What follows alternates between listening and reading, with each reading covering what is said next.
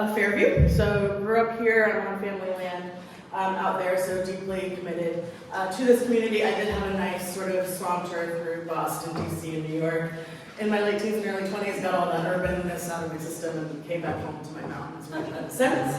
I was with Asheville Area Arts Council, which is where I developed into essentially a very sort of focused into mostly fundraising and development career. So yes, with the Asheville Art Museum for 15 years, and did lead the capital campaign, $25 million for the beautiful new museum over there on Pax Square. For the past 3 years, I was executive director for Chow Chow, Asheville's Culinary Festival, running the Culinary Festival during a global pandemic. I was a little bit tired.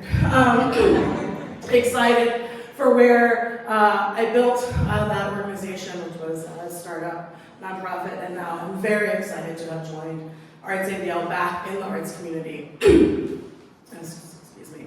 And I joined ArtsAVL in January of this year. And as a career nonprofit fundraiser, what was sort of the most exciting for me about joining ArtsAVL is that I have also always wanted to be on the other side of the table and give the monies away. So while I'm still asking for the monies for ArtsAVL's development director, I also get to oversee our 5 grant programs and awards. So a little bit about ArtsAVL. So founded in 1953, 70 years old, so not a startup. It is one of the oldest arts councils in the country, second oldest in the state. It predates the National Endowment for the Arts by about a decade. Predates National Endowment for the Arts about a decade. So ArtsAVL was previously known as Asheville Area Arts Council. We rebranded in fall of 22 as ArtsAVL. Asheville Area Arts Council just gets long and it's hard to say, and then there's the AAAC, and so ArtsAVL. And so we are working on that. And so the mission of ArtsAVL is to keep arts at the heart of our community through 3 focus areas: connection, advocacy, and grants. Go ahead. And so how we do those 3 things. So advocacy is hugely important. We make sure that the arts and our creative community, that voice for the arts community here is at every table that voice needs to be at, which is often not a table or a conversation in any way about art. And that's why it's even more important that our voice is at the table and we do that. So we have an arts coalition, which represents 10 different sectors of our creative economy here, from performing arts to nonprofits to galleries, festivals, cultural events. And so we have Arts Coalition leaders in those sectors who we meet with on every other month basis to hear about what those issues are having in their sectors. And we take those city, county, state, federal conversations. We keep those legislators informed about what our needs are. We're closely watching the budget process in Raleigh right now. Fascinating. And so we do this. We hold quarterly town hall events where we gather our creative sector to talk about issues that are of importance to the community. In the coming year, we'll be hosting events on accessibility in the arts, marketing in the arts, and of course, Asheville's favorite conversation, affordable housing and creative spaces. How can you afford to live and work here when your wages are below the national average? And then, as I said earlier, the grants program, over the past 5 years, ArtsAVL has invested close to $1 million in grants in this community. I don't think a lot of people understand that ArtsAVL's current role is as a leading grant maker in the arts. We were very proud to receive last year, and it's now recurring funds, $130,000 from Buncombe County that we grant out to the over 50 different individual working artists, arts organizations, arts businesses, teaching artists, arts educators in our community. We're getting to the place where we're re-granting close to and over $300,000 every year. So the bulk of our budget is invested back in this community. But what I'm here to talk to you today, wanted you to know about all that as well, is our connection pillar. So our goal is to connect creatives to each other, as well as our community and its many visitors to our creatives. And so, oh, wait, about one, right? Sorry. So there are 3 areas under our connection focus that we are sort of launching this year, sort of 3 new initiatives. And I'm talking about sort of 2 of them today, which is our free arts trolley, and our new really robust sort of membership benefits features website is happening. And then we're going to be launching soon an arts discount card, the Smart Pass. So, but we all teased you with the trolley, right? Because like, who doesn't love a trolley? All ages, it's totally fine. And so here we're to talk about, so we're super excited. So as I said, I've been here in the arts community. It was my 45th birthday yesterday. So for quite a while, thank you. I have been in conversations about a free trolley connecting downtown and the Rad for 15 years, and no one has given it to me for my birthday over those 15 years. And so when I joined ArtsAVL in January and I heard that this was, that ArtsAVL had just decided, well, like, we're just gonna do it. Like, let's just stop talking about it. Stop trying to figure out someone else to do it. Like, we're just gonna take this on to do it. And oh, by the way, you've been hired as development director, so you need to find the money for it. And we're launching in April. I'm like, no problem. I got it.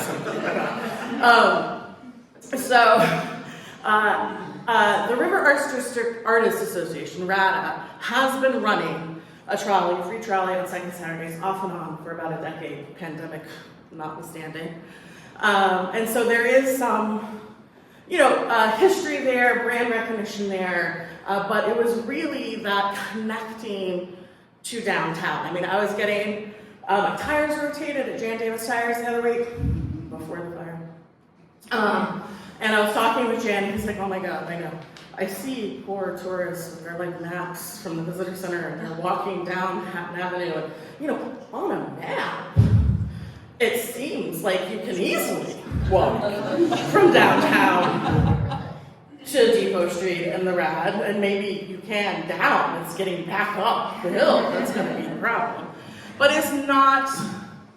We are still not the most pedestrian-friendly, walkable-friendly, especially that connection between downtown and that. So that was really important. And so we have launched the Connect ArtsAVL trolley. And so for this pilot year, 2023, it is running on second Saturdays only, 12 to 8 p.m., April through December. Again, sort of dipping our toes into the water with this. We're partnering with Gray Line Trolleys and Tours, an incredible, the Humpkins are great, family-owned business here that have a great and long history of doing this. So we went through the whole process of talking with our community partners in the Rad and downtown about the routes, about where it should stop, who our partners will be, where the stops are, talked with the city for route approval, talked with Gray Line about pedestrian safety, all of these things, and we launched it on a beautiful 40-degree pouring day in April.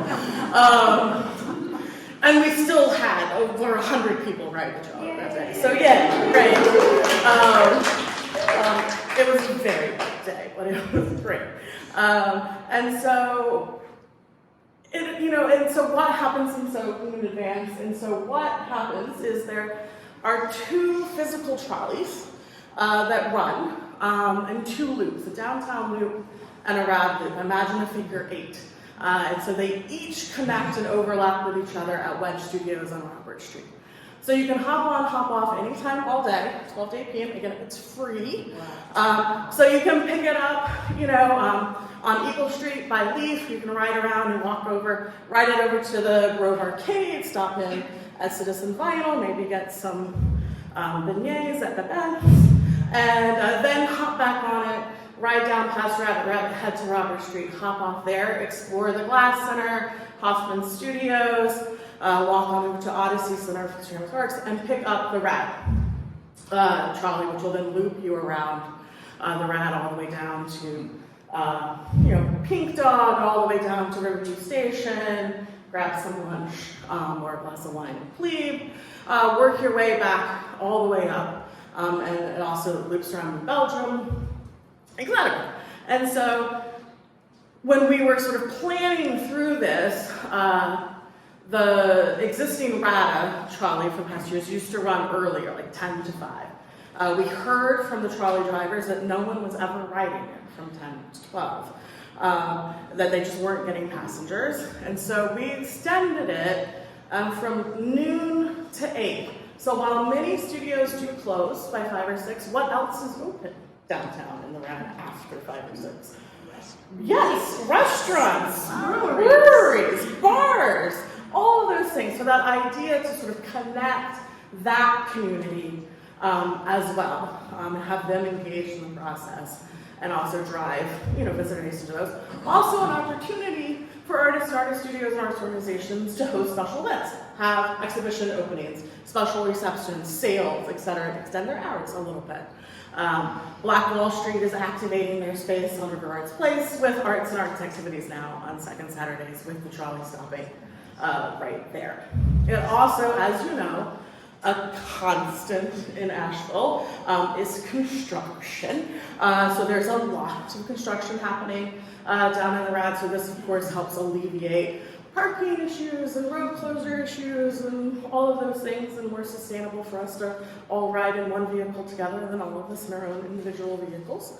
And so we had our second trolley day in May, which was 70 and sunny and beautiful, so vast improvement there, simply weather-wise.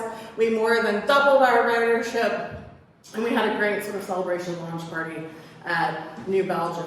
What's really important for us and for me about this pilot year is data collection. So as Sean mentioned earlier, one of the things that we do a lot of with ArtsAVL is research and reporting, so that we can have those numbers, which are often the things that will convince those with funds themselves or about the economic impact of the arts. It's incredibly important. And so while RADA has been running the trolley off and on for the past 10 years in the RAD, they haven't been really collecting data. So we didn't really have really good numbers to report on how this fun red trolley actually has an economic impact and benefit to our arts community. And so we're collecting ridership data from the trolley itself. So the trolley riders have a clicker, so every head that gets on, they click, they report it by the hour, so then we can track when folks are riding so that we can adjust, right? This is all about collecting data, pilot year. We're gonna succeed in some things, we're gonna fail in others, and we totally know that. And you have to be happy with failure. Failure is just a way to learn. And so that we can make those adjustments. Was the 12 to 8 thing for real? Is no one riding it from 6 to 8? Is it still a good idea? But we just need to make sure the F&B community knows and is promoting it outside of the arts community. So working on a lot. So the ridership data, and then there is sort of a business impact survey that we're sending out to sort of all the sort of folks along the routes every month. Send us your visitation data, send us your sales reports from a non-trolley day, first Saturday of the month, versus trolley day, second Saturday of the month, so we can see that. And so early reports coming in from the April and May dates show an exceptional, 77% increase in sales on trolley days versus non-trolley days, which is great. Some of that is related to the fact that, especially in the RAD, there is the known branded second Saturday already. So we are sort of hopping on that as well. But it is, you definitely see it. If you are delivering customers to people's front doors, and they didn't have to find parking to get there, they only had to find parking once, it's going, we hope, to have a great benefit. And so that's sort of the trolley story. And so then the other, sort of new initiative around connection that we've done is our sort of new membership benefits. So we've launched a new creative portal on our website, artsavl.org. So if you join, not if you join, when you join, which starts at a very affordable $75 a year for individual working artists, we have built this insanely amazing new sub-site on our website with really, really robust features for folks to promote their business, whether it's an individual working artist, arts supporter and ally in the community like New Belgium Brewing, or arts organizations, nonprofits. And so you have the ability to, once you join as a member, you build a custom profile complete with galleries of images, videos that you want to post, all the information that you want to put up about you and your business, tags in that because it is an entirely searchable database, arts directory. So then if folks are looking for a string quartet for an event that they want to hire. They can go in and search by music, or maybe they're looking for a blacksmith because they want a decorative garden gate. You know, our hope is that folks will join, and so this will become like the go-to resource for the arts for this community. In addition to building your sort of member profile, there's also a really great events calendar. So you can post and add in any special events that you're having. They're dumped into our events calendar, which again is totally searchable. So you have friends coming to town on a specific date, say Saturday, June 9th, so you'll see that we're running the trolley on Saturday, June 9th is an event that'll come up, but you'll see every other event that's happening that day. Or say that you're like really into theater and you want to know like what's happening in our performing arts and theater. You can search it just by theater and be like, oh, right, yeah, I totally missed the French Festival this year, but I'm going to put it on my calendar next year. So in addition to events, there's also opportunities listings. So if you are hiring, if there's a grants deadline the organization has, if you have volunteer opportunities, if you have space rental opportunities, or if you're in need of, you can also post those. And all of that is free with your membership. Pay the membership once for a year, and then you have access to all of these ways to promote and get the word out. We are doing started doing a sort of weekly events wrap-up on Fridays on the ArtsAVL socials. So we pull from our events calendar what people have going on that weekend, and so then we put the word out. It's super fun. I'm going tonight to the RADA's monthly meeting. A friend of mine, Michael Hoffman, who's Hoffman Studios, he is our sort of stock partner for the trolley. And so he puts the sign out and all of this. And so as a benefit of the work that he's doing for us, he was given a complimentary membership. And he called me, like when he got his login, and he's like, this is the coolest. Like, this is so amazing. And I can't wait to tell all of my colleagues and fellow artists in this community about the new ArtsAVL. We all know this, for those of us who've been here a while. The Arts Council and ArtsAVL has had a rocky history, absolutely. But this moment where we are right now is incredible, and I think that we're really poised organizationally to be in a very good place. We have obviously, like, we have room to grow and room to be better, but I think with where we're going, with our mission alignment, what we're doing for the community, we're sort of poised for where we're going next. And so, looking ahead, sort of that third part of the Connection initiatives, and this is all about working on our financial health and our supporters and revenue streams. And so we are looking to launch a Smart Pass program, which is similar to a Go Local card. It's a discount card for the arts. So anyone who has joined as a member, they can offer a Smart Pass discount.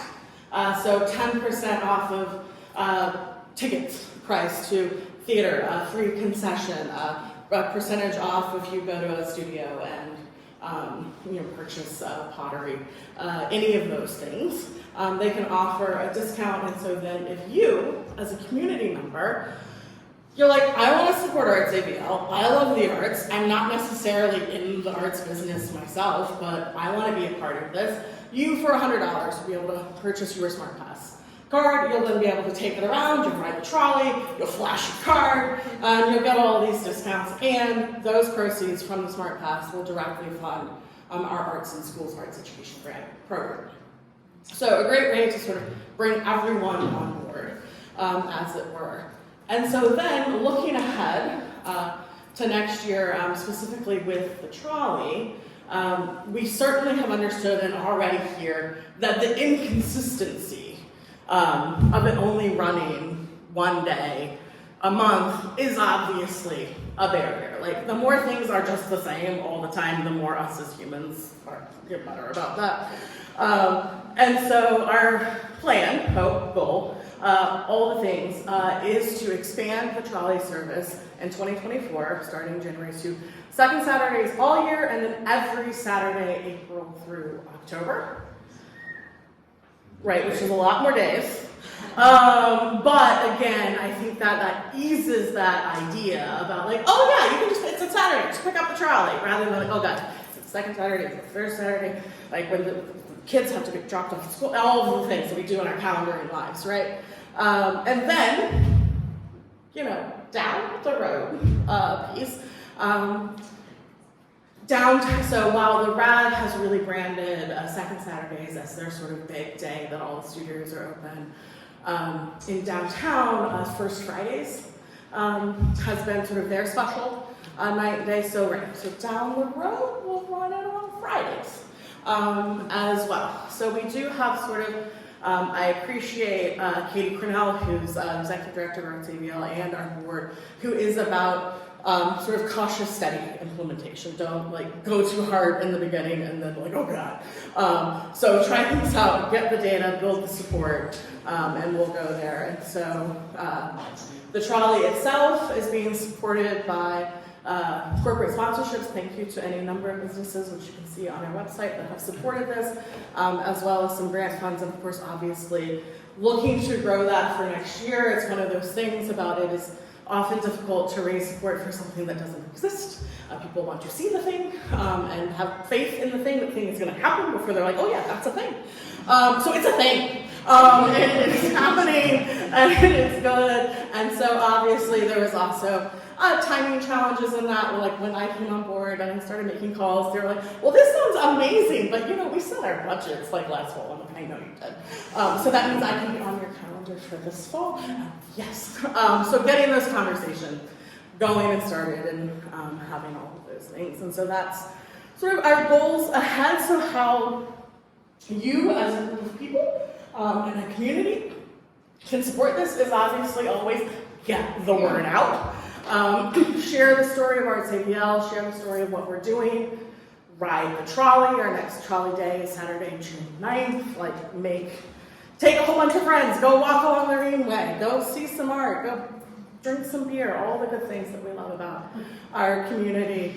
Join as ArtsAVL members. Tell all your friends to join as members. And of course, there's obviously always conversations with Rebecca at artsavl.org. You can always email me to talk about ways that you can get involved and support, whether it's through sponsorships, through advertising opportunities, through donations, through in-kind support, all of those things. I'm never turn down an opportunity to chat about how folks can get involved and be engaged. And I'm super delighted that Sean and Erica, who are supporters of ArtsAVL, came to our trolley launch party, saw that they had this opportunity on their calendar with One Million Cups presentation, which is a great way, of course, for me to be in a room with people and to share the word. So that's my bit.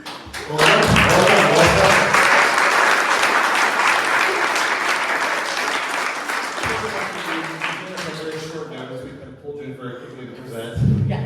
And I know you got a very busy.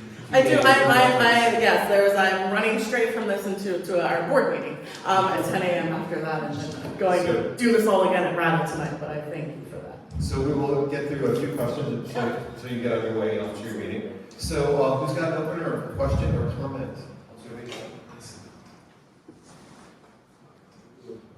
Hi, I love your presentation. I'm curious if the smart house is going to be annual or like. Yes. So $100 for a year, and so then we're assuming that we're going to lock you in on like an automatic recurring credit card payment, and then you're just never going to stop paying. You won't even have to think about it. It's just going to be good forever until that like expiration date changes on your credit card, and then you're going to be like, oh. So if you're a member of the Asheville Art Museum, is there anything reciprocal or discounted? Or are they part of what you're trying to do? I mean, they are someone that we support. They are a grantee of ArtsAVL, but there is not reciprocity. Their very reasonable and affordable membership rates gets you into the Asheville Art Museum. Ours gets you to support all the arts across the community. And to the door. Hi, where am I going? I really enjoyed this myself. I'm relatively new to Asheville, and I saw the trolley. I was like, what is that? And now, so thank you for that. Something you said about the trolley, more about making that a reality, piqued my interest. You said you want to see the thing, have faith in the thing. How did you do it? How did you, like, you said you had this vision for a long time. Like, what did you personally contribute? And, like, what was the big challenge for you? Sure. So I would say personally, so I came, on board with ArtsAVL in January, where the organization and the board had said that they were going to do this thing. It was in part of the plan, and they're like, and we're launching it the second Saturday in April. We're about ready to sign the contracts with Grapevine. So it was Katie Cornell was a solo executive director for 3 years. She hired an assistant director last year, so there was no full-time development person until I was hired in January. So they're like, so super excited about this, but we haven't gotten around to raising any money for it yet. And that's what you're known for. Your reputation precedes you. And I'm like, yeah, but that takes time and relationship building. So I set a very lofty goal of $50,000 to raise sort of between February and March. And I raised 40. So we'll take that. And obviously we're good to go. And I did, as I said, through all of those conversations, I believe, hopefully, fingers crossed, set a very good stage for 2024. So I've gotten on people's calendars. I've had a meeting with someone like, I'm going to pencil you in for $15,000 for next year. This is too late in our cycle to be having this conversation. And other people were like, this sounds like a great idea, but I want to see how it goes. I want to see the data from the first year. I want to see that it's making an impact. And so then I think that was, an important thing that we did for the sort of launch party we had on May Trolley Day. So New Belgium let us have, a few tables out in their beer garden, 2 to 4 p.m. They gave me, a bucket of beer tokens, so free beer, never bad thing. But that provided that in-person opportunity to both have people that are supporters of ArtsAVL come, ride the trolley, see it, experience it. We get to thank them in person, but it also, I invited a whole bunch of potentials. Come out, ride it, see how fun it is, let me talk to you face to face. And then, if they said, hey, we can't make it that day, we're busy, we're booked, then I have an automatic, well, that's wonderful, can I schedule a lunch or a coffee to follow up with you, to talk about everything that we're doing. And maybe it's not the trolley that they're interested in, maybe they're really into arts education, and I can talk to them about our Arts in Schools grant and how they can do that. So, a challenge for me, sort of with ArtsAVL, is that and I'm actually happy for this, especially for someone who ran a 30 event a summer culinary festival the past 2 years.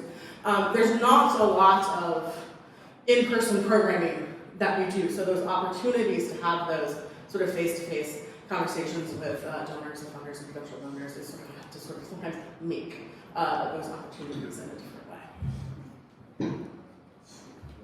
Hi. Did you say yesterday was your birthday? Yes, it was my It was birthday. our birthday. Happy birthday to us. Thank you.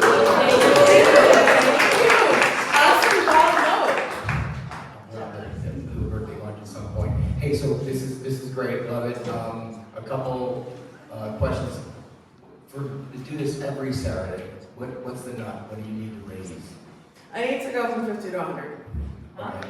And could you do, instead of stopping at the actual galleries, since there's pretty much probably a brewery or a restaurant or bar within 100 feet of every place in Asheville, could you make the stops be, at the wedge who's paying to have that stop, and then your drivers can announce these are the galleries nearby? So that's one idea. Second, I think even a signage for people to do Venmo tips or Apple Pay tips. I think you'd be surprised how many people will have that disposable income. So all kudos, and I'm sure you thought a lot of this. The question I have for you is, you guys do a lot with education, and I love that. And then this is a program that's really supporting, quite honestly, a lot of artists who are able to afford the real estate, very expensive real estate, to a lot of older white people who've made a lot of money who are purchasing this usually very expensive art. And, we have in the underground in Asheville, right, like in the fringes, we have a lot of young artists who quite honestly feel really disenfranchised right now. Right, like, to the point where just a few weeks ago I met with somebody and it's like, I find it so hard to breathe here because the ecosystem, just the economics of it, are kind of boxing everybody out. And I'm just curious as an organization, if that's a conversation you guys are having, and are there any programs or any paths that really provide opportunities? These are arts often that aren't necessarily doing fine art. They could be doing interactive art or technology art. Absolutely, thank you for that. I'll take us in a couple parts. Did forget to mention, super exciting thing about Trolley is that on Trolley Days, the map on our website is interactive. It goes live and you can actually see a little icon for where Trolley is at any time. So you can plan how much you need to stay before you go. And we did and have conversations. So there is a Stop in Belgium, which is a sponsor. We have conversations with Highland and others. So there is that idea of both supporting all different parts of the community through that opportunities. On the map, there's the route stops, but also for $500, any business that's along the route can reserve a trolley map marker. And so then you're on the map as an advertising opportunity, listed as a nearby attraction. It's hyperlinked, it shows your hours. So there's ways, right, to sort of get people supporting all the business along the way. To your other question, obviously not really a question, yes, right, aren't we all wrestling with how can you afford to live and work and be in this community, especially as a creative. As I said, in the coming year, one of our town halls and one of our research reports that we're going to be doing is on creative spaces in Buncombe County and metro areas, sort of comparison of rents and leases around studio spaces. We understand that. We understand that there is an incredible danger of the River Arts District becoming the River District. And arts are going to be priced out of that. We are a tiny little nonprofit. We do what we can, and the biggest part of that is in our advocacy, in bringing these conversations to all of the tables so that we can make sure that this community, which has often sold itself on the backs of artists, as the reason why you need to bring your company here, you need to buy your fourth home here, all of those things, you need to invest in those creatives. Otherwise, I mean, they're not even in Madison and Haywood anymore. I mean, they're going even further and further away, and we all have ideas about what's going to be happening in Canton in the coming years with the closure of the mill. So I will also say that right now, so spread the word, the ArtsAVL community grant cycle. It is open. Applications on the website deadline is June 15th. Those are grants from $500 to $2,500. Anyone can apply. You do not have to be a 501c3. It is anyone who is doing an arts-centered project that builds community, works with underserved communities, mural projects. We funded an artist who did mosaic tile stepping stones at the Southside Community Farm. So had open tile making workshop days, and so those are going to go in the garden. So we do offer those opportunities as we can to write checks and put them in the hands of creatives who are working to make it here in this community. But I appreciate your concern. So it's about 9:45 now. I need to bolt pretty soon. You take care. I'm later on the agenda, so if there's other good questions, I can get us down. Hi. Only good questions. This is a good one. Take it later. Oh, just 1 second. Ladies first. I have to go. It's okay. Anyway, I love your work, love what you're doing. I'm a degree in fine art. I gave it up because I thought I wouldn't make money. So I became a comic and I didn't make money. So anyway, but I'm looking at your bus and I'm wondering, could you not turn that into some sort of a performance event? Like, look at the success of the Zoom with the $60 a ticket. They're sold out every day. I know a lot of out-of-work stand-ups who could memorize a routine about arts in the community. Now you've sort of got an event going on, or you've got a comic with a speak box who's just now, could promote that better, maybe even make some money. Improv troupe that can take over the bus and create sort of a whatever they used to be called, a mashup or something. Or immersive. We've got a gentleman who can create the trolley as an immersive experience, I believe, in the house today. Thank you for that. We also recognize that we're offering a free opportunity and don't want to step on the toes of the folks in our community that are working arts professionals, making money doing just that. So we respect Zoom greatly for what they do, and we want to reserve that opportunity in this community for them. But love all opportunities. I missed that, what did you say? We're free. We are a free transportation service on the trolley. Yeah, it would be free, it'd just be. Right, and I'm not wanting to step on the toes of an incredible business opportunity here that supports a lot of performing artists and that has the ticketed the Zoom program. I'm sort of reserving that opportunity for a business that's doing great in this town. I certainly don't want to compete with them in that realm. All right, gentlemen. I want to say my kids are going to be very excited because they love hopping on and off the trolley. And now that I understand how it works better, this is going to be more frequent. I'm a senior at UNCA in the business department, and I have a very good relationship with the professor who's going to be teaching data analytics in the future. So I'm really excited about the data that you're collecting, and I wonder if you have any partnerships or if you're seeking partnerships at UNCA to help study this in a real world environment where their education can have direct impacts on the community here. I love data geeks. Let's connect. Yeah, so it's a great idea. I just was going to one of the Asheville Symphony's Amadeus festivals, and they had brought in a data analysis to do all the surveying during their event. So it's really important.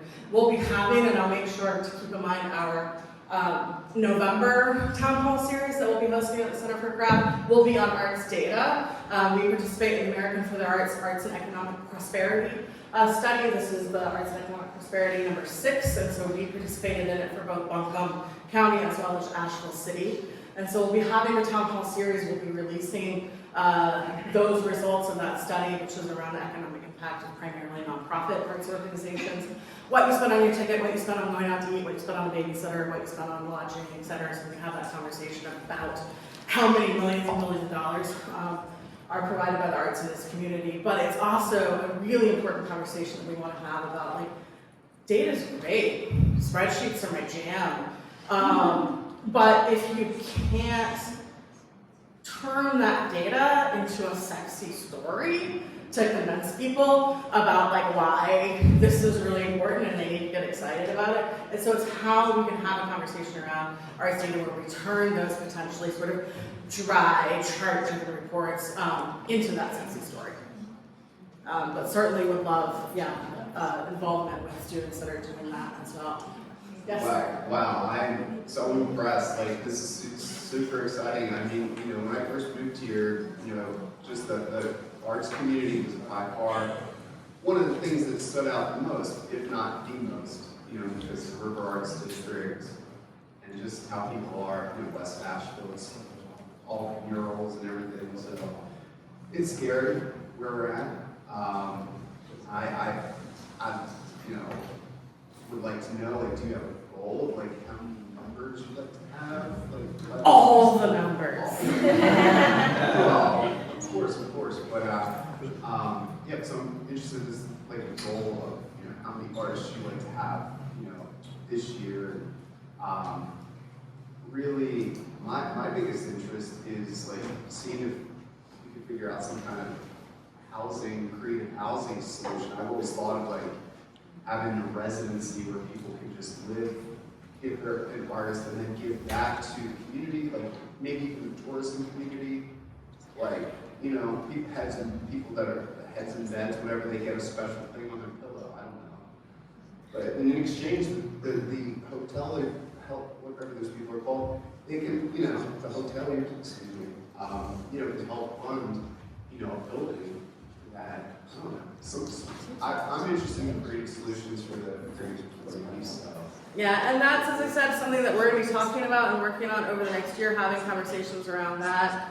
Lexington Glassworks downtown bought housing for its staff as an example. Josh Kopis, who's a ceramicist, up in Marshall recently bought a trailer park that he's rehabbing and furnishing and putting in a community garden, knowing that affordable housing is critical in this community. I had a fascinating conversation yesterday with one of our board members who is pastor at United Methodist Church here, who had just gone to DC, and a whole conversation around, particularly for him, for the Methodist community, of a lot of church-owned properties that are happening, and there's actually a sort of decline in church constituencies and memberships. So there's a lot of properties that are owned by churches that are looking at turning their church-owned properties into affordable housing and community centers and all of these things. And he is jazzed and pumped up about this idea. Is going to bring it to our community and bring it to the state. You know, I think that there's obviously the issue has not been answered in this community. We haven't found a path. ArtsAVL is going to be focused on the conversation around how it directly impacts our creative community. But also, we're creative, so can we come up with creative solutions and ideas to do What this? about a seat? You guys should have a seat on the TDA. I mean, is there one there? Arts Area or no? We work with them closely, but yeah, we always make sure that, I know that there's been representation from the arts community for years and all that, but we do consider ourselves to be a sort of huge part of the tourism community here in the arts, and so we do advocate to be at all of those spaces. All right, one last question, and then, or not, we're going to move on to next week. The last question is, we'd say, we're so happy to have had you present to us today. That's our question. Thank you very much.